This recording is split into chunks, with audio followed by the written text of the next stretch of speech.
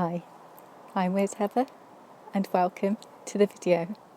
So I've got a couple of things that I would like to show you in my garden, so let's go. First of all, ta-da! Behold my very beautiful dwarf sunflower that you can see it's got a ton of pollen there. So I'll just wipe that all over its pretty little face in the hope that it makes me some beautiful seeds so that I can have many more sunflowers like this. It is a dwarf sunflower. It doesn't get very tall, but it does get exceedingly beautiful. And sunflowers to me are just the flower of happiness. They make my heart happy. My corn is doing pretty well over here, so should have some fairly decent popcorn going on. I've got pumpkin. Do you see just in there? I've got my first female fruit on my pumpkin. This is the bicolour one, and then over here you can just see starting to form some little flowers. This is the baby boo, which is the white mini pumpkin. And then up here, I got my beans and my peas.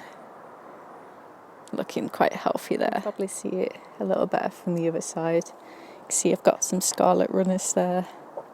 The white flowers are white lady runner beans. And the more purpley ones, which I don't know if you can see, they're just those ones up there. They are, I forget what variety they are. It might be violet podded bean, and it just wants to go everywhere. Some new dahlias opened. Do you kind of call these? Were a bit raggedy looking. I want to say the variety was Tahiti, I think. So the bees are loving those. Got some tomatoes ripening in there, as you can see. A whole bunch of runner beans forming on these millionaire dwarf runners. My first calendula flower actually opened. Yay!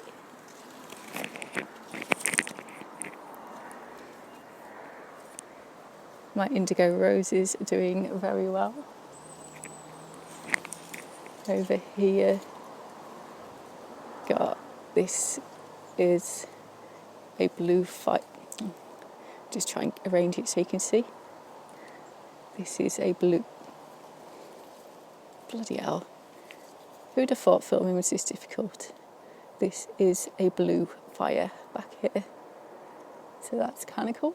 Down in here, we've got some bush beans. These are red swan, I believe.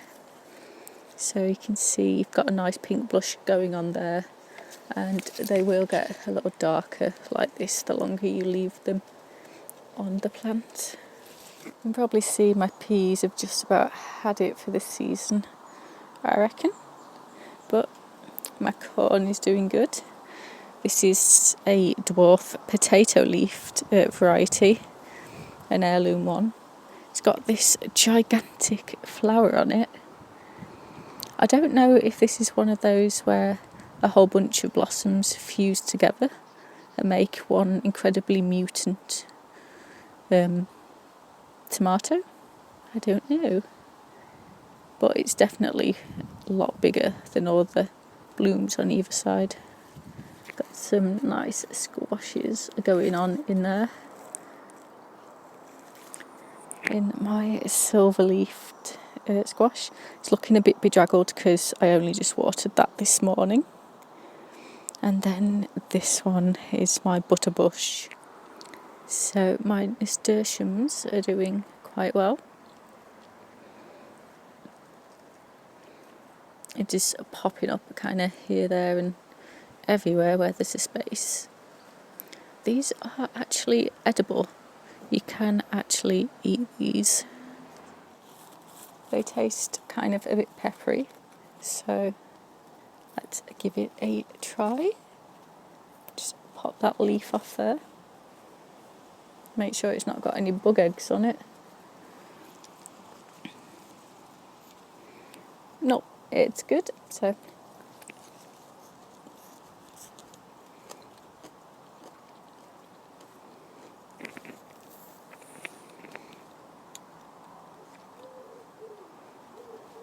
there's a slight sweetness to it and a pepperiness. So it's kind of like rocket, but with like a slight sweetness to it. And you can eat the flowers as well. And so I hear each flower tastes slightly different. I've not tried many of them, so I can't say. Personally, I just like to leave them because they attract all the butterflies and the bees to the nasturtiums rather than to my precious kale. And what do I spy here but one of my bread seed poppies? Is that not the most beautiful, delicate little flower that you have ever seen? I do love poppies. My bunny tails are doing well as well. I actually caught my cat trying to savagely murder one of these the other day. It was like the funniest thing I've ever seen. I wish I had it caught on camera for you guys.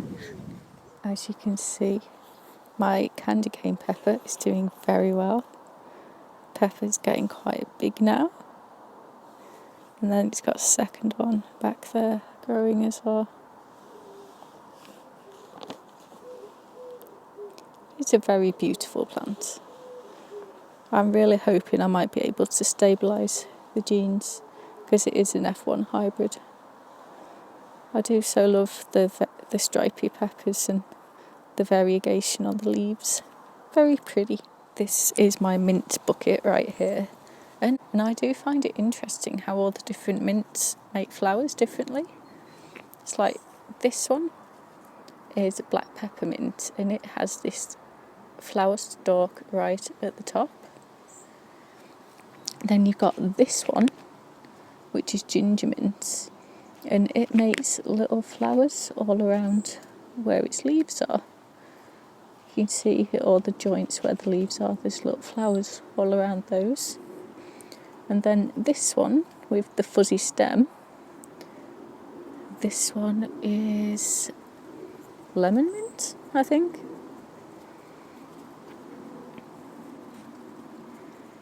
And this one you can just see a little bud forming there. And then one there,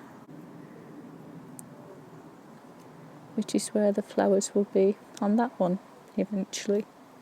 And I found it interesting how it's the same plant, it's the same family, it tastes the same, smells the same, but it all arranges itself so differently. I don't know, I just find that interesting. Got a radish over here that's gone to seed. It's pretty. This right here is my sunburst patty pan squash. If I just get in a little closer, you can see the very first little baby squash, which I tried to fertilise this flower. So I hope it worked, because then this is going to get nice and big and then I can eat it and tell you all how it tastes.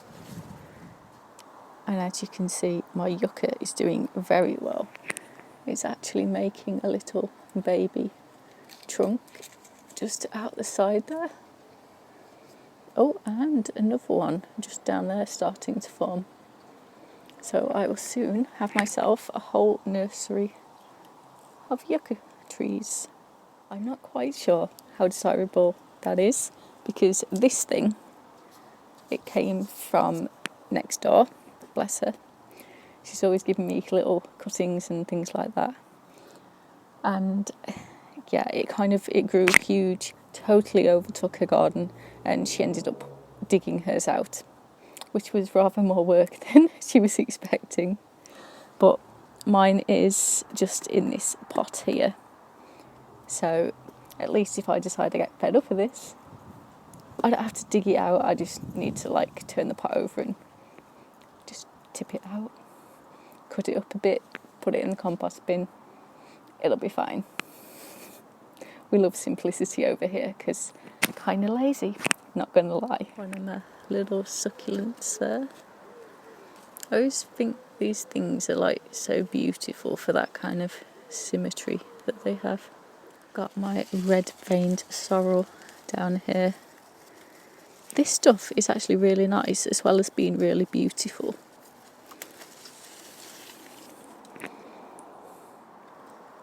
So it's got like a really nice lemony tang, but it does contain a lot of oxalates, so it is not advised it's not advised to eat a lot of it, or if you have any kind of medical problem where that might be an issue for you. Oh, it's so nice. It just tastes lemony.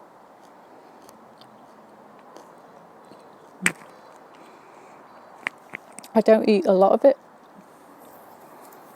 but when I do, I've tried putting it in salads, but that lemony flavour seems to dissipate if you leave it for any length of time. So my recommendation would be to eat it within like an hour of picking it from the plant. Yeah, it's just, it's really good. So I hope you've enjoyed having a look around my garden today. I hope to see you all again in the next one. Bye.